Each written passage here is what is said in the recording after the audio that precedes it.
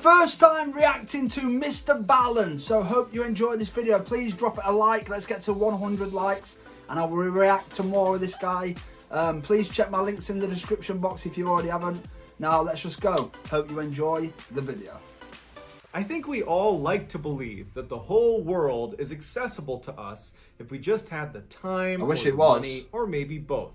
But in today's video, I'm going to shatter that illusion and share with you a top 3 list of places you can't go no matter how much money or time you might have. And for each of these locations, I'll share with you an instance of someone going there anyways and what happened to them. Okay, Spoiler, I'm excited. It didn't end well. I'm but excited. Before we get into today's top 3 list, if you're a fan of the strange, dark, and mysterious delivered in story format, then you've come to the right place.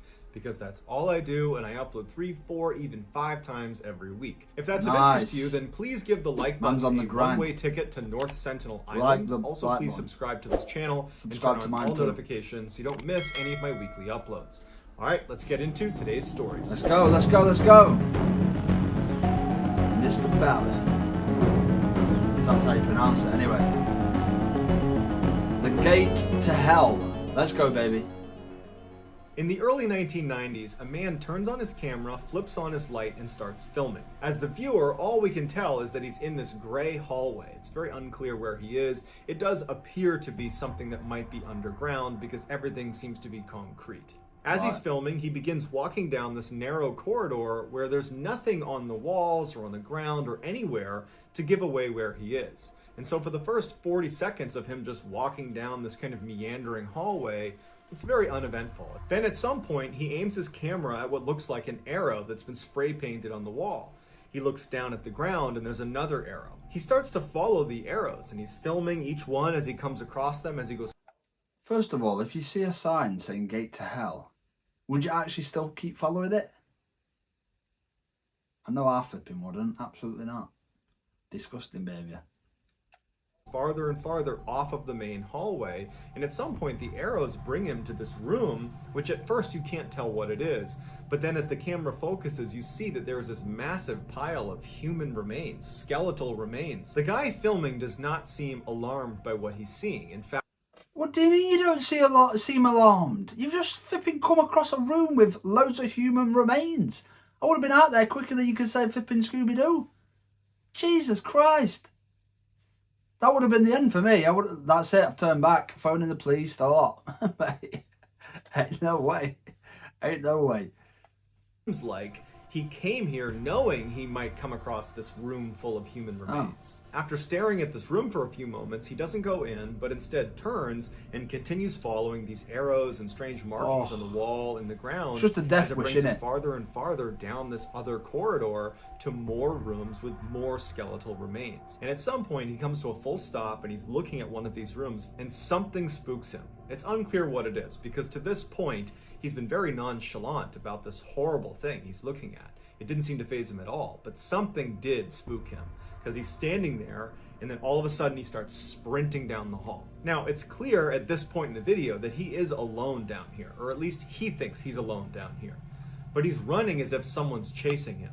And he just takes off down this hall. The camera is now dropped to his side. He's not even trying to film what's in front of him.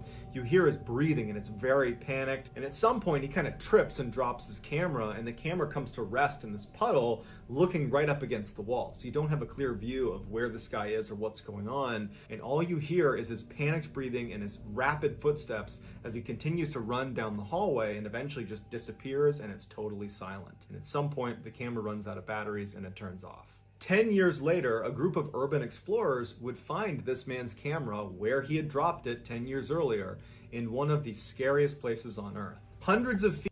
That's just crazy to me. That's just crazy how, like, if that's actually a true story, how people know about this area and still want to actually go. Like, if I come across, if I went in a cave, I wouldn't anyway, but if I went in a cave and I seen loads of human remains, that's a sign of people's been murdered here, something crazy's happened here, and I don't want to be part of this group of remains. So I'm off. Like, It's just crazy how there's people out there that actually want to do this kind of crap. Like, not for me, fam. Not for me. Feet below the streets of Paris, France, lies one of the world's largest mass graves. It's known as the Paris Catacombs, and it's about 200 miles of intricate passageways that loop all over the city of heard about Paris, this. where over 6 million people have been buried. The reason all these people were buried down there is because by the 17th century in Paris, the cemeteries in the city were overflowing. And so the decision was made to move their bodies down underneath the streets of Paris into these tunnels that were built in the 13th century for mining, but had not been used in hundreds of years. I guess it makes sense. And so they began packing in all these people to the tune of 6 million bodies before they ultimately stopped doing that. Starting in the late 1800s, the catacombs became sort of a popular tourist destination, but only a tiny section of the catacombs was made open to the public, meaning there are literally hundreds of miles of passageways in the catacombs that are totally sealed off to the public. No one goes in there, even though many people believe in these forbidden sections of the catacombs, there are entrances to additional levels of the catacombs, that there could be as much as 400 miles of passageways in the catacombs just waiting to be explored. That's crazy. But no one's allowed to go in there, at least not legally. There is an entire community of people that are sneaking into the forbidden section of the catacombs. I guess it makes sense because, like, if it is like hundreds and hundreds of miles worth of thing, like, people could be, you know, just run about the whole place and end up setting up flipping places to live and using it as any kind of like shelter to do weird shit. And, you know, if it's only open to a certain amount, you've got that certain amount you can observe and check out, make sure people are being like respectful and stuff. But if it's open to like everyone, you won't be able to check the whole place to make sure there's no people doing some weird shit or using it as like a squatting place, or, you know what I mean? So it kind of makes sense to only open it for a little bit, so then you've got that area to actually take care of and make sure nothing's been vandalised and all that crap. Catacombs by going through weird, sewer drains and getting onto train tracks and sneaking into these little cracks in the side of the walls. I mean, it's incredibly dangerous. It involves wriggling your way into these 13th century tunnels that are unmapped, pitch black, and no one knows you're there. Not to mention, you're surrounded by literally millions of dead people. Once people started figuring out how to sneak into the forbidden section of the catacombs, there's been countless stories of these urban explorers sneaking in, getting lost, and never coming out again. Which is exactly what we think happened to the guy with the camera who saw the arrows and then ran away. His camera was located miles and miles into one of those forbidden sections. That's why you shouldn't mess about, man, and just stick to the rules. In 2014, Kenny Veach was an avid long-distance hiker that spent lots of his time hiking around the Mojave Desert in search of caves and abandoned mines. Hey, I'll tell you what, right, I think this is where my claustrophobia come from, because when I was younger, I went on this residential with the college that I was in. I was in like a college for like kids that was a bit like naughty and stuff, and they took us away and we did some like caving, and it was all right. It was caving that you could walk through, you didn't have to crouch or anything. And then there was one section where to get out, right, we had to go through this pool of water up to our like waist, and then we had to get to the other side where it was like normal. So it was like a walkway, then it was like a pool, and then it was a walkway again. We had to get to the other side, and then to get out, we had to get on our stomachs and crawl through this like gap like that, and we was in the middle crawling. And it got to the point where we had to take the bags off our back, and then it was like chest to back touching both like the roof and the ceiling. And finally got out, and I think from there on, that's where I got like my claustrophobia from. Like, it freaked me out so much. And halfway through it, he was saying like, oh, you have to make sure nothing gets caught, because people have actually died in places like this because people get caught and then start panicking and it's hard to breathe, and that freaked me out. It stuck in my head for ages.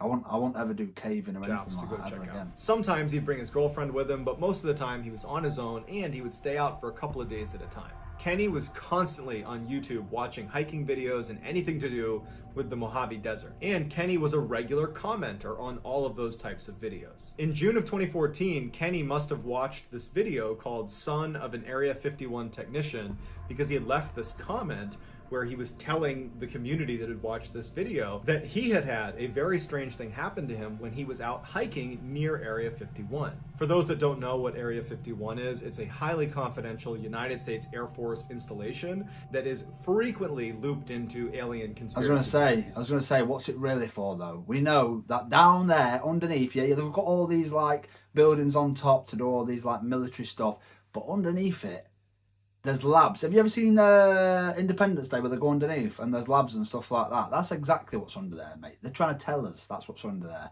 There's labs with UFOs and aliens being tested on. There's different kind of weapons, different kind of technology that's under there. But above, it just looks like a military base, you know. But it's not.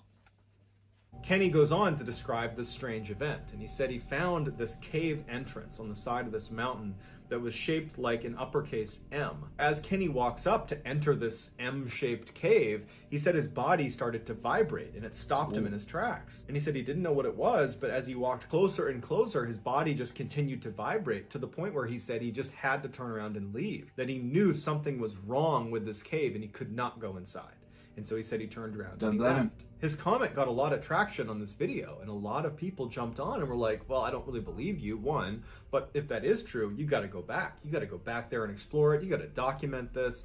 Whatever this is, we want to know what it is. They were basically him on. Don't go on your own. I'd take a lot of people with me. Kenny responded to his critics and said, I'm telling you the truth. I know what I saw. This cave was different. I go out in the desert all the time looking for caves, and I go in them. That's what I do. This one was different, and that's why I didn't go in it. But people just kept egging him on to go back and check it out and to film it. Well, I would have been like, are you coming with me then? Are you coming with me? You know, because if I get hurt or chased or anything, at least I'll have someone there with me.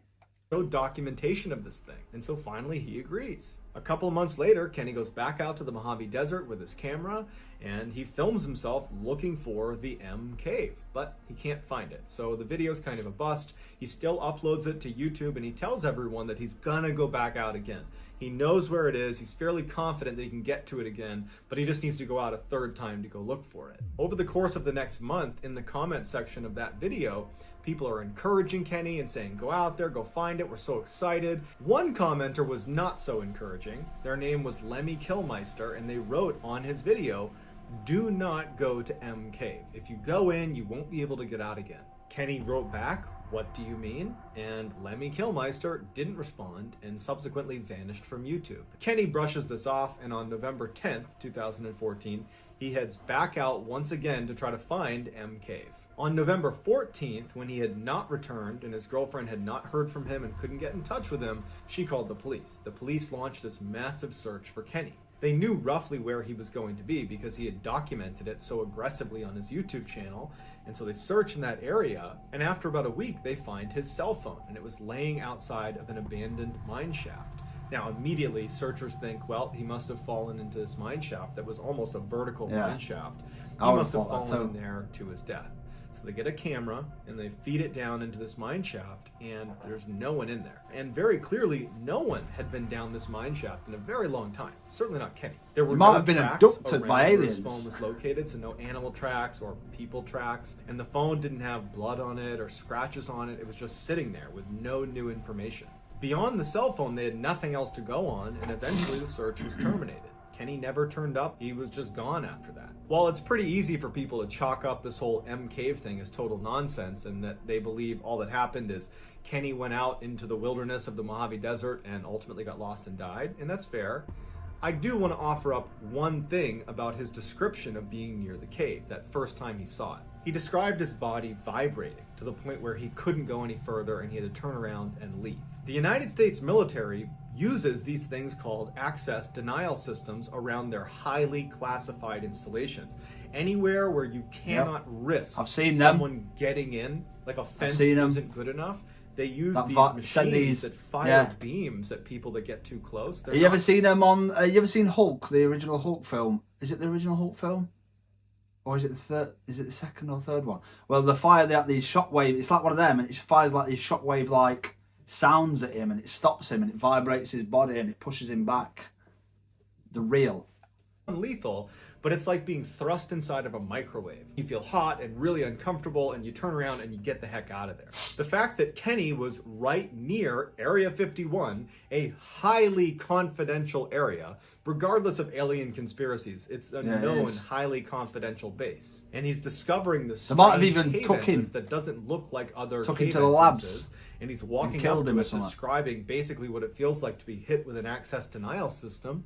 It makes you wonder, did he discover some secret entrance to some secret base? Or is this a bunch of crap and he just got lost in the desert and died? We don't know. But what we do know is that his search for M Cave probably ended his life.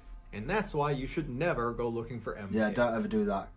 This is what I'm saying though, like Area 51's so sketchy, man. Like if it's just a military base, why is like the patrol cars like miles and miles away from the actual base, but they've got like barriers and signs saying you can't go past this place, blah blah blah. I get it's a military base and you've got to be careful and all that, but it's like they're too overprotective. It's like they're too aggressive.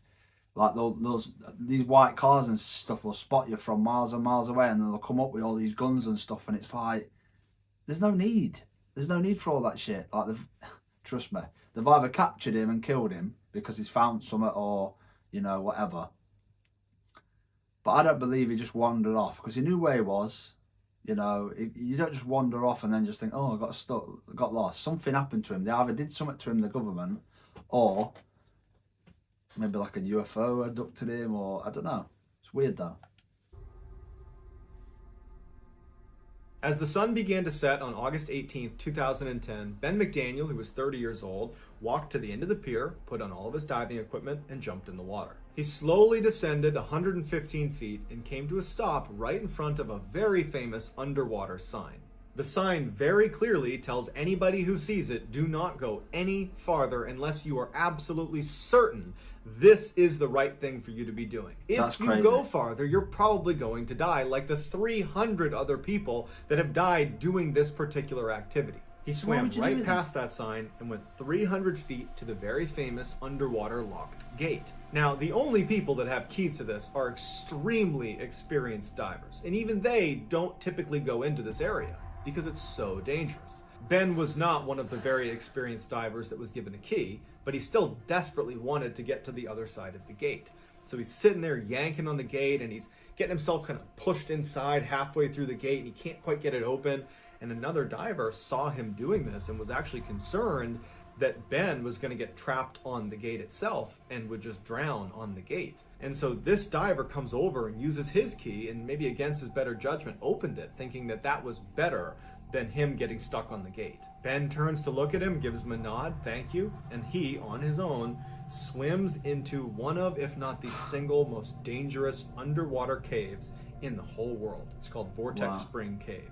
From the locked gate, this cave extends another 1,600. Thing is that if that diver had a key, he obviously knows what it's like inside. He obviously, unless he's been told what it's like or something like that.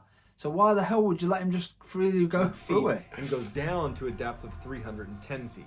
The majority of this section of the cave is mapped, but there are sections that are not fully explored because they're so narrow, where you have to literally take off your gear, wriggle through a hole, pull your gear through and put it back on. All the while you're barely holding onto your mouthpiece. And so really the full extent of this section of the cave is not known. While we don't know exactly what Ben did when he went through that gate and entered into this extremely dangerous cave, we do know that he didn't come out again. And after a couple of days and no one had seen him, they launched this massive search for him, and they combed as much as they could of inside of that cave, but there were sections that they were just not prepared to go search. And so he was never recovered. All they ever found were 2 of Ben's dive bottles. As a total side note, when I was reading about the Vortex Spring Cave, it reminded me of some of the things that we did when I was in the Navy SEAL teams.